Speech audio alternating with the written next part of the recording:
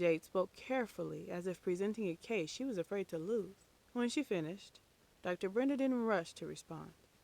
Instead, she asked one question. Why does what everyone else wants for you matters more than how you feel? The room went still. Jade opened her mouth, then closed it. They love me, she finally said. They just want the best for me. Dr. Brenda nodded. And yet, she said gently, they're encouraging you to accept a life you've clearly said doesn't align with your goals because you might not find another good man. Jade's chest tightened. Do you hear what that implies? Dr. Brenda continued. That love is scarce. That you're lucky to be chosen. That your alignment is optional. Jade looked down at her hands. Is that how you are used to being loved? Dr. Brenda asked.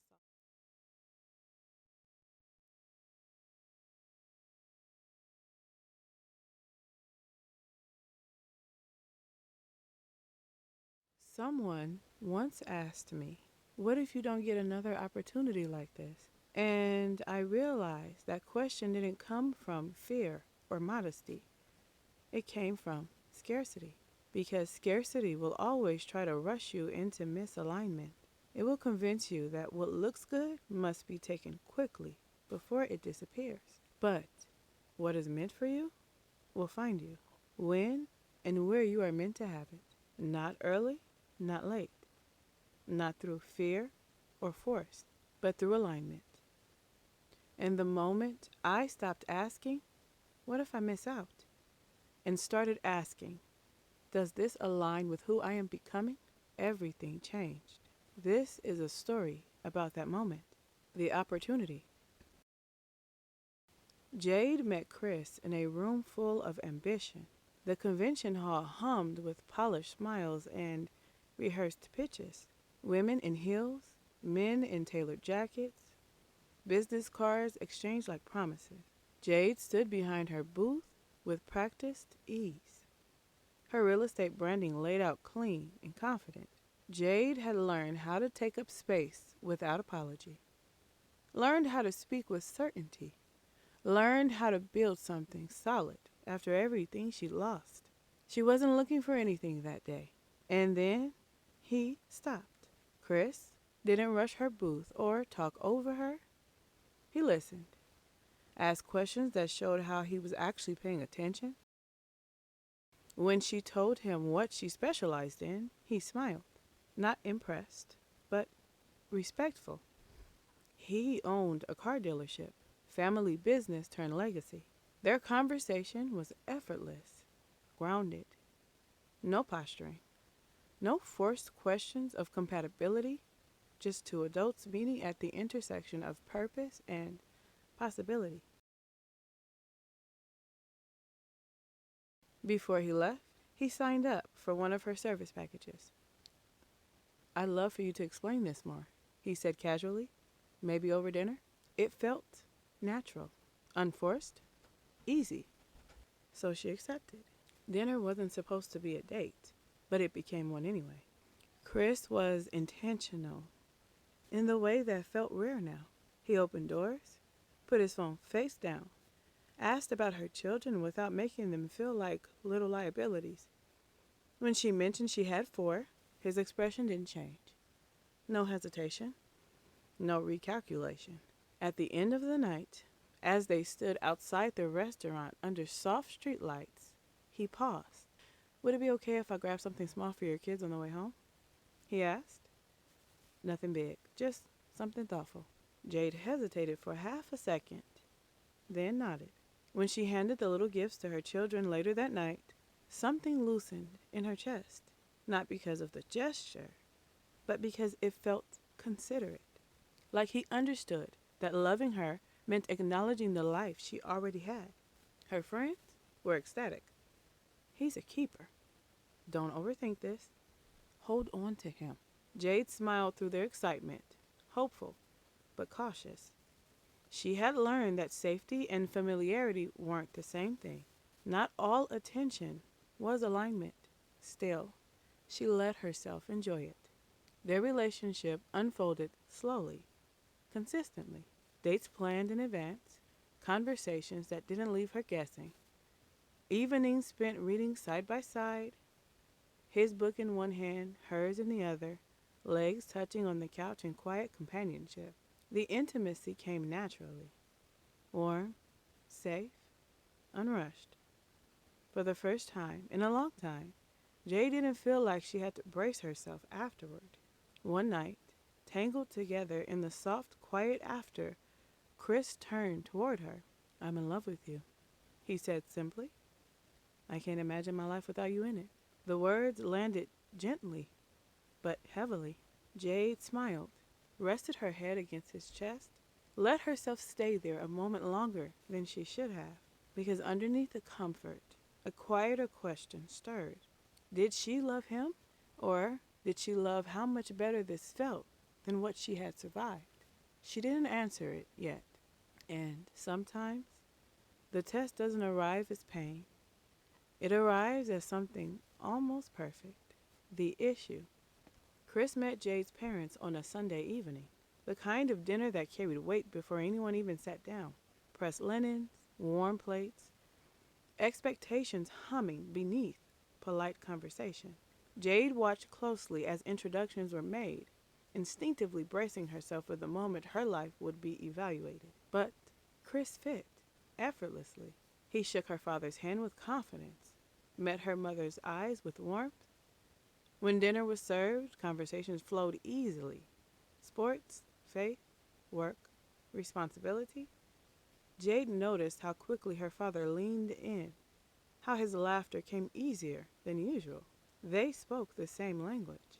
At one point, Chris talked about his vision for marriage, about provision, about rest, about wanting Jade to be cared for in a way that allowed her to soften.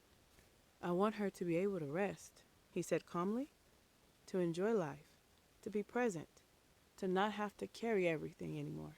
Jade felt her body still. Her father nodded, visibly impressed. "That's how a household should be," he said. "That's how I raised my family." Her mother's eyes filled with tears.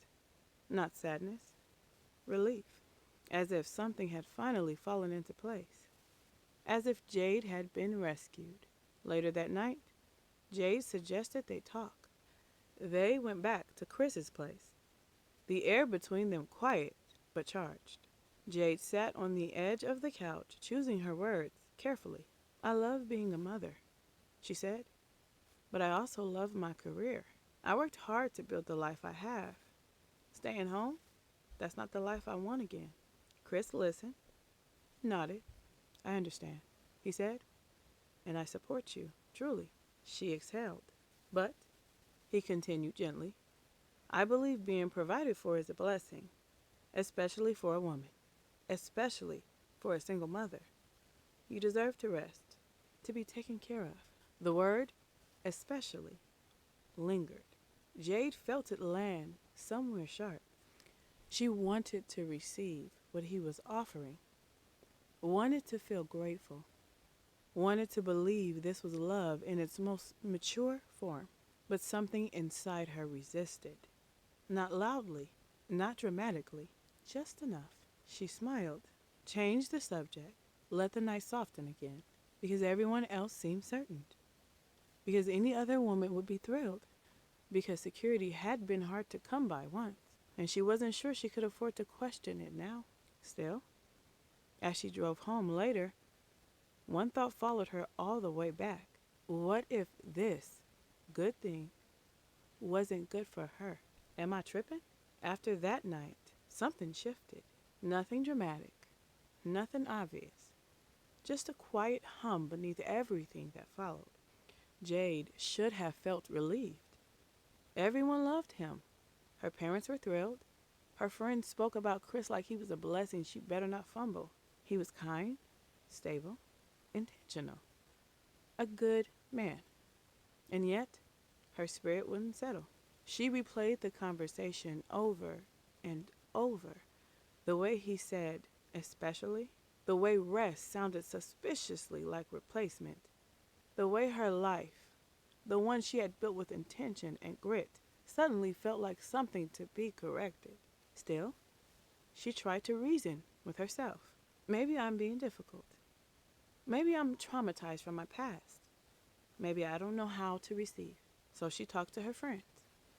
They didn't hesitate. Marry him. Men like that don't come around twice. With 4 kids, you should just be happy you found a good man. He wants to take care of you. What's wrong with that? She nodded. She smiled, thanked them all, and walked away feeling smaller than when she arrived. That's when she made the appointment. Dr. Brenda listened quietly as Jade explained everything. The love, the security, the offer that everyone else seemed to celebrate. Jade spoke carefully, as if presenting a case she was afraid to lose. When she finished, Dr. Brenda didn't rush to respond. Instead, she asked one question. Why does what everyone else wants for you matters more than how you feel? The room went still. Jade opened her mouth, then closed it. They love me, she finally said. They just want the best for me. Dr. Brenda nodded. And yet, she said gently, they're encouraging you to accept a life you've clearly said doesn't align with your goals because you might not find another good man.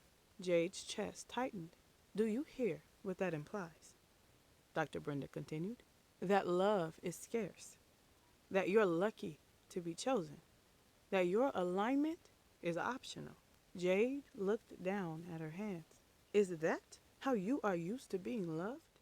Dr. Brenda asked softly. The question cracked something open, because Jade realized she'd been asking the wrong thing all along. She kept asking if Chris was good enough, if the opportunity was rare, if she was asking for too much. And she hadn't asked if the life he wanted aligned with the woman she had become. Dr. Brenda leaned forward. This is your life, she said. You are the main character. Everyone else is background noise. And background noise should never be louder than your knowing. Jade left the session quiet. Not confused. Clear. For the first time, the fear wasn't about losing him. It was about losing herself again. And she knew whatever she chose next had to be right for her. The release. Jade didn't rush the decision. She let it settle in her body first. The clarity didn't arrive as anxiety or urgency. It arrived as peace, the kind that doesn't need reassurance, the kind that doesn't come with a lingering doubt. When she asked Chris to meet, her voice was steady. They sat across from each other, sunlight pouring softly through the windows. He looked at her with the same kindness he always had, the same sincerity. Nothing had changed about him. What had changed was her. I've spent some time thinking, she said, and I want to be honest with you. He nodded, attentive. You are a good man, she continued. You've been consistent, loving, intentional. I respect you deeply. She paused, not to gather courage, but to honor the moment.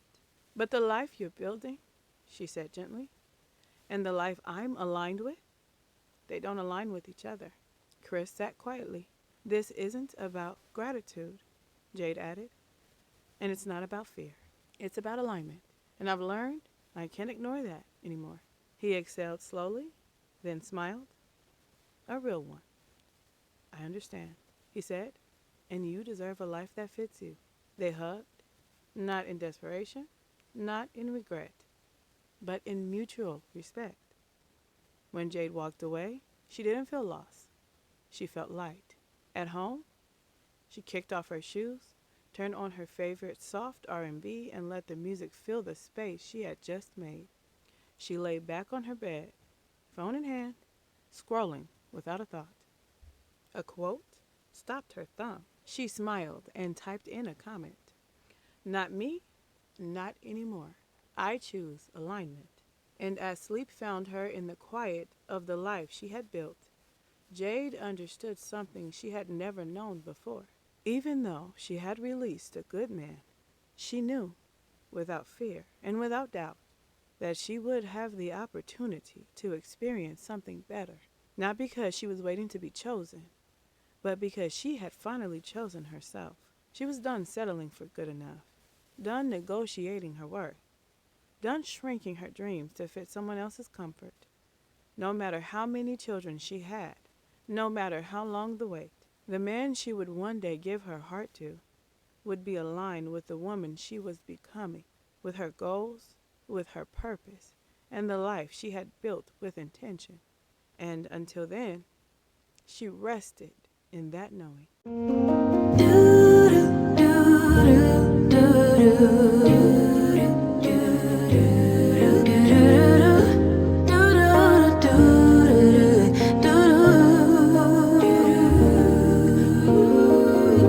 Daydream with me, let your mind explore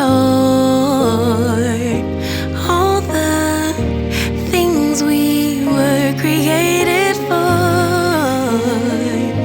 Possibilities, an open door that keeps us reaching out for more.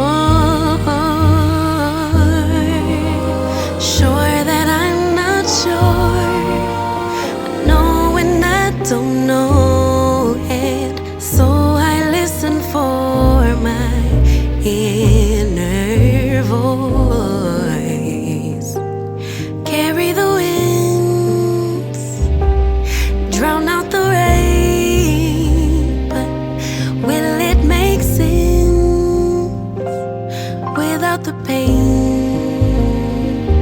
Will color me blue, then tickle me pink. Who knew that at the brink of the end, life could begin?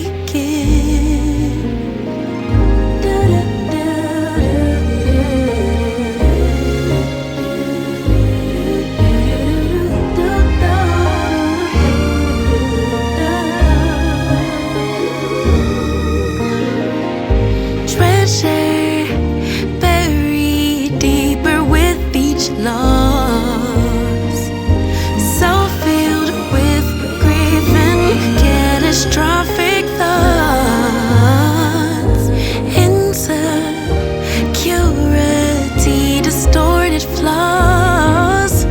It all gets heavy, sinking under all the cost. Sure that I'm not sure.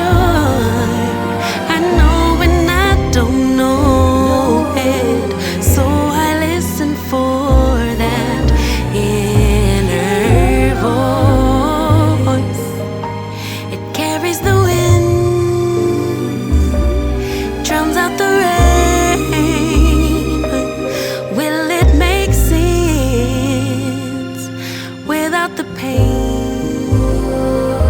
Will color me blue, tickle me pink. Who knew that at the brink of the end, life could begin?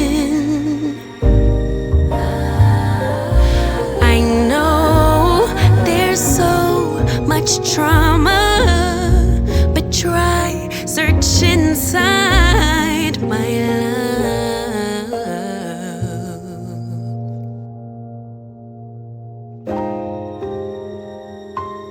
Carried the